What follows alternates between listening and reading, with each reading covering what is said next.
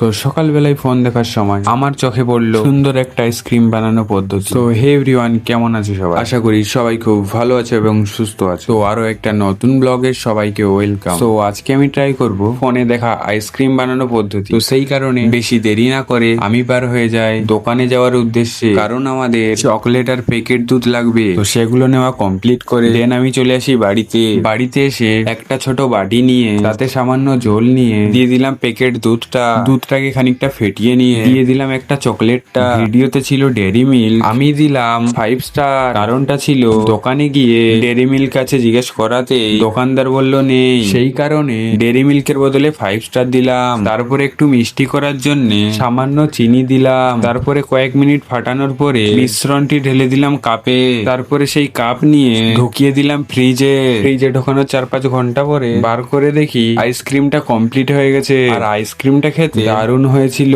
তোমরাও বানিয়ে ট্রাই করতে পারো। তো আজকে ব্লগ এতটাই, দেখা হচ্ছে নেক্সট কোনো ব্লগে। সবাই ভালো থাকবে, সুস্থ থাকবে, বাই।